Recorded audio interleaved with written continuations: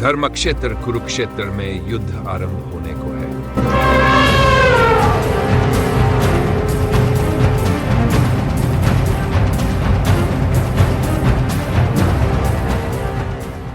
पृथ्वी कांप रही है, शंख बज उठे हैं।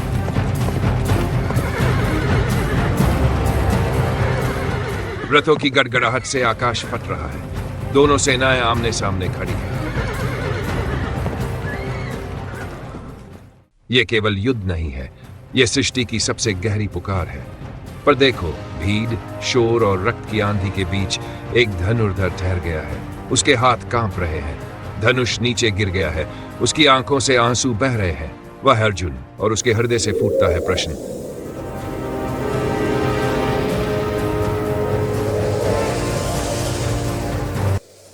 भगवान मेरे सामने, मेरे अपने पितामह खड़े हैं, मेरे पिता के बड़े भाई के पुत्र हैं, मेरे पूजनीय गुरु हैं। इनकी हत्या मैं कैसे करूं?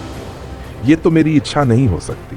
क्या ईश्वर की यही इच्छा है कि मैं पापी बनूं, हत्यारा बनूं, अपने ही वंश का विनाशक बनूं?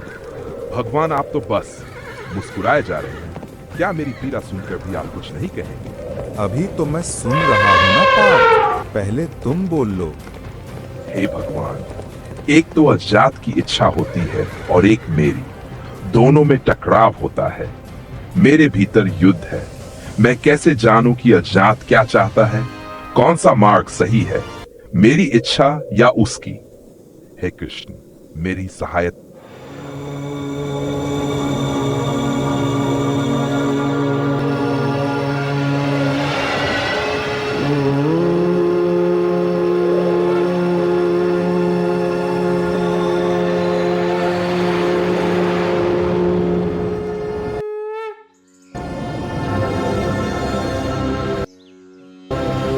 अर्जुन, तुम पूछते हो मनुष्य कैसे जाने कि अज्ञात की क्या इच्छा है? सुनो, जब तक मनुष्य मनुष्य है तब तक जानना असंभव है, क्योंकि इच्छा, भय, अहंकार ये सब दीवारें हैं और दीवारों के बीच से आकाश नहीं झलकता। लेकिन जिस क्षण मनुष्य स्वयं को मिटा देता है, उस क्षण जानने की आवश्यकता ही समाप्त हो जाती है, क्योंकि तब वही शेष रहता है जो ब्रह्म चाहता है। अर्जुन, बूंद अलग होकर कभी सागर को नहीं जान सकती, पर जब बूंद सागर में गिर जाती है तब वो जान भी लेती है और स्वयं सागर भी हो जाती है। मनुष्य अपने को खो दे तो परमात्मा की इच्छा ही शेष रहती है। तब व्यक्ति की कोई आकांक्षा नहीं, कोई आग्रह नहीं, कोई बोझ नहीं, केवल समर्पण। सोचो अर्जुन, तुम जिन्हें मरता हुआ समझते हो वे पहले ही मारे जा चुके हैं।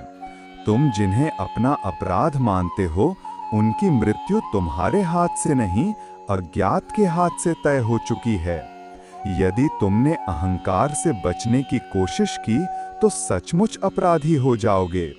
पर यदि तुम अपने को छोड़कर साधन मात्र, साक्षी मात्र बनकर युद्ध कर सको तो तुम्हारी कोई जिम्मेदारी नहीं। तुम तो केवल बांसुरी बन जाओगे और मैं तुम्हारे भीतर से गीत बजा दूंगा। अर्जुन, ब्रह्म की धारा सदा बह रही है। तुम उसमें लड़ भी सकते हो और बह भी सकते हो। लड़ोगे तो टूटोगे, पीड़ित होगे। तुम्हारी यात्रा कांपते दुस्वप्न जैसी होगी, पर समर्पण करोगे तो वही धारा तुम्हें सागर तक ले जाएगी। फिर हर क्षण नृत्य होगा, हर सांस गीत होगी और हर मौन में शांति का अमृत टपकता रहेगा। देखो अर्जुन, ब्रह्म की इच्छा को समझा नहीं जा सकता।